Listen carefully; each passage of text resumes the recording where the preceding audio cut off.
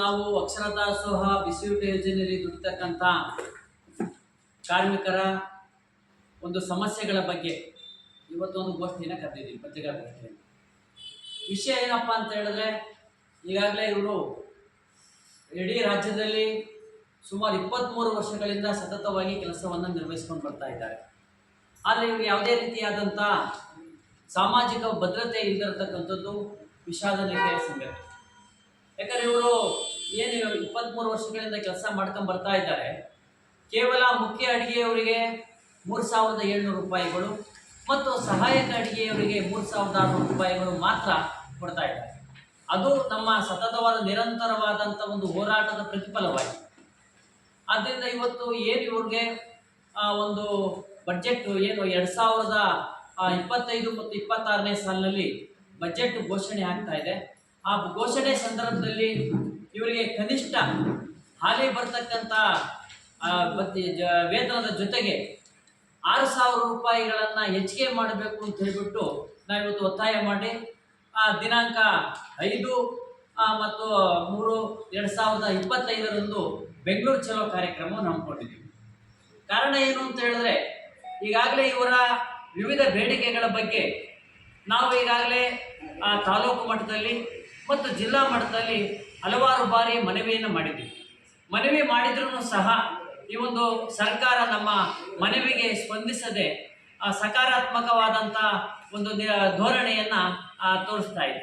ಇದನ್ನು ನಾವು ವಿರೋಧಿಸಿ ಈ ಒಂದು ಬಡ್ಜೆಟ್ನಲ್ಲಿ ಏನು ಕನಿಷ್ಠ ಇವರಿಗೆ 6,000 ರೂಪಾಯಿಗಳನ್ನು ಘೋಷಣೆ ಮಾಡಬೇಕು ಅಂತ ಹೇಳ್ಬಿಟ್ಟು ಇವತ್ತು ನಾವು ಬೆಂಗಳೂರಿನ ಫ್ರೀಡಮ್ ಪಾರ್ಕ್ನಲ್ಲಿ 5ನೇ ತಾರೀಕು ಮಾರ್ಚ್ 5ನೇ ತಾರೀಕು ಅಹೋರಾತ್ರಿ ಧರಣಿ ಕಾರ್ಯಕ್ರಮವನ್ನು ಹಮ್ಮಿಕೊಂಡಿದ್ದೀವಿ. ಮತ್ತು ಇನ್ನೊಂದು ಪ್ರಮುಖವಾದಂಥ ವಿಚಾರ ಏನಪ್ಪ ಅಂತ ಹೇಳಿದ್ರೆ, ಏನು ಒಂದು ಕರ್ನಾಟಕ ರಾಜ್ಯದಲ್ಲಿರ್ತಕ್ಕಂಥ ರಾಜ್ಯ ಸರ್ಕಾರ, ಕಾಂಗ್ರೆಸ್ ನೇತೃತ್ವದ ರಾಜ್ಯ ಸರ್ಕಾರ ಅಧಿಕಾರ ಬರೋದಕ್ಕಿಂತ ಮುಂಚಿತವಾಗಿ ಚುನಾವಣಾ ಪೂರ್ವದಲ್ಲಿ ಒಂದು ಈಗಾಗಿ ರಾಷ್ಟ್ರೀಯ AICC ಪ್ರಧಾನ ಕಾರ್ಯದರ್ಶಿಯಾದಂಥ ಶ್ರೀಮತಿ ಪ್ರಿಯಾಂಕಾ ವಾದ್ರಾರವರು ಏನೊಂದು ಹೇಳಿಕೆಯನ್ನು ಕೊಟ್ಟಿದ್ರು.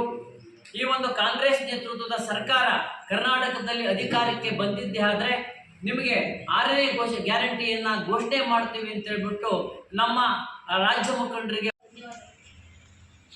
ಸುಮಾರು 23 ವರ್ಷದಿಂದ ನಾವು ಕೆಲಸ ಮಾಡ್ತಾ ಇದ್ದೀವಿ ಸರ್.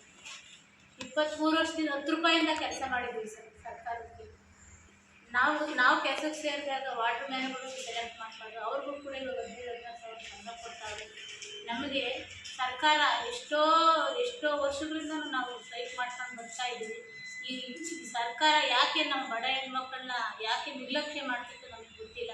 ಖಂಡಿತ ಭಾಳ ಕಷ್ಟ ಇದೆ ಸರ್. ನಮಗೆ ಬೆಳಗ್ಗೆ 8 ಶಾಲೆಗೆ ಹೋಗ್ತೀವಿ, ಮೊಟ್ಟೆ ಬೇಯಿಸ್ಬೇಕು, ಹಾಲು ಕಾಯಿಸ್ಬೇಕು, ರಾಗಿ ಮಾಡ್ಕೋಬೇಕು. ಭಾಳ ಕಷ್ಟದಿಂದ ನಾವು ಕೆಲಸ ಮಾಡ್ತಾ ಇದ್ದೀವಿ. ಎಂತೆಂಥವ್ರಿಗೂ ಸರ್ಕಾರ ಅವರೇ ತೀರ್ಮಾನ ಮಾಡಿದ್ದಾರೆ. ಕನಿಷ್ಠ ಕಾರ್ಮಿಕರಿಗೆ 31,000 ರೂಪಾಯಿ ನಾವು ಸ್ಯಾಲ್ರಿ ಕೊಡಬೇಕು ಅಂತ ಮಾಡಿದ್ರೆ, ಕನಿಷ್ಠ ಪಕ್ಷ ನಾವು ಕೇಳ್ತಕ್ಕಂಥದ್ದು ಅರ್ಧ ಸಂಬಳನಾದರೂ ಕೇಳ್ತಾ ಇದ್ವಿ. ಆದರೂ ಕೂಡ ಸರ್ಕಾರ ನಮ್ಮನ್ನು ಈ ಬಡ ಹೆಣ್ಮಕ್ಳನ್ನ ಕ್ಯೂಗೆ ಹಾಕಂತ ಇಲ್ಲ.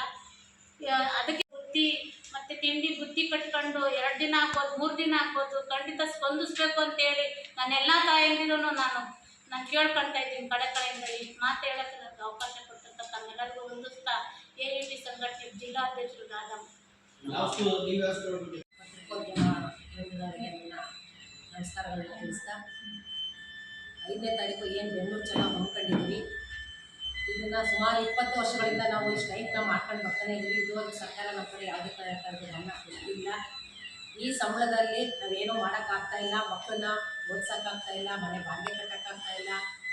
ಏನೇ ಫ್ರೀ ಮಾಡಿ, ಕರೆಂಟ್ ಫ್ರೀ ಇದೆ, ಬಸ್ ಫ್ರೀ ಇದೆ ಅಂತ ಅಂದ್ಬಿಟ್ರೆ ನಮ್ಮ ಜೀವನ ಸಾಕಾಗೋದಿಲ್ಲ. ದಯಮಾಡಿ ಸರ್ಕಾರ ಇದನ್ನು ಗಮನದಲ್ಲಿಟ್ಕೊಂಡು ಮಹಿಳೆಯರಿಗೆ ಏನು ಸಲ್ಲಬೇಕೋ ಅದನ್ನು ಸಲ್ಲಬೇಕು. ಈ 2 ನಿವೃತ್ತಿಯಾದವರಿಗೆ ಪರಿಹಾರ ಹಣ ಅಂತ ನೀಡಿದ್ರು, ಅದು 40,000 ಅಂತೇಳಿ ನೀಡಿದ್ರು. ಅದನ್ನು ಆದೇಶ ಮಾಡಿದ್ದಾರೆ, ಅದು ಇನ್ನೂ ಜಾರಿಗೆ ಬಂದಿಲ್ಲ. ದಯಮಾಡಿ ಅದನ್ನು ಜಾರಿಗೆ ಬರಬೇಕು ಅಂತ ಕೇಳ್ಕೊತೀನಿ. ಹಾಗೆ ಈಗ ಅಂಗನವಾಡಿ ಕಾರ್ಯಕರ್ತರಿಗೆ ಏನು ಗ್ರ್ಯಾಜುಟಿ ಅಂತ ಸುಮಾರು 23 ವರ್ಷಗಳಿಂದ ಈ ಯೋಜನೆಯಲ್ಲಿ ಕೆಲಸ ಮಾಡ್ತಾ ಇದ್ದೀವಿ. 23 ವರ್ಷಗಳ ಹಿಂದೆ ಬರೀ ಕೇವಲ 300 ರೂಪಾಯಿ 400 ರೂಪಾಯಿಗೆ ನಾವು ಕೆಲಸ ಮಾಡ್ಕೊಂಡಿದ್ದೀವಿ. ಅವತ್ತಿಂದ ಇವತ್ತು 20 ವರ್ಷದಿಂದ 11,000 ಜಾಸ್ತಿ ಮಾಡಿದ್ರು. ನನಗೆ 25,000 ಗೌರವಧನ ಕೊಡಬೇಕಾಗಿದೆ. ಅಟ್ಲೀಸ್ಟ್ ಮಾಡ್ತಾ ಇರೋಂಥ ನಾವು ಹೋರಾಟಕ್ಕೆ ನಾವು ಮಾಡ್ತಾ ಇರೋ ಹೋರಾಟದ ಪ್ರಕಾರ ಹೋಗಿದ್ದು ಇವತ್ತಿಗೆ 13,000 ನನಗೆ ಗೌರವಧನ ಇವರು ಸರ್ಕಾರದವರು ನೀಡಬೇಕಾಗಿತ್ತು. ಎಷ್ಟೇ ನಮ್ಮ ಜಿಲ್ಲಾ ಅಧ್ಯಕ್ಷರಾದಂಥ AITC ಜಿಲ್ಲಾಧ್ಯಕ್ಷರಾದಂಥ ಕಂಬೇಗೌಡರು ಇದ್ದಾರೆ.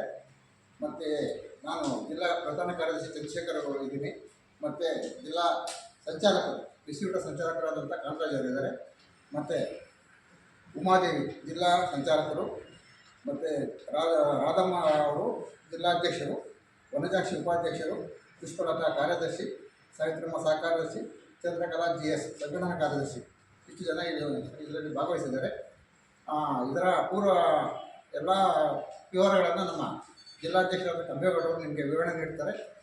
ತಾವು ಈ ಪತ್ರಿಕೆಯ ಮುಖಾಂತರ ಮತ್ತು ಪ್ರಿಂಟ್ ಮತ್ತು ಎಲೆಕ್ಟ್ರಾನಿಕ್ ಮಾಧ್ಯಮ ಎರಡೂ ಕಡೆಯಿಂದ ನಮಗೆ ಹೆಚ್ಚಿನ ಬೆಂಬಲ ಕೊಡಬೇಕು ಅಂತ ತಮ್ಮಲ್ಲಿ ಕೇಳ್ಕೊಳ್ತೇವೆ.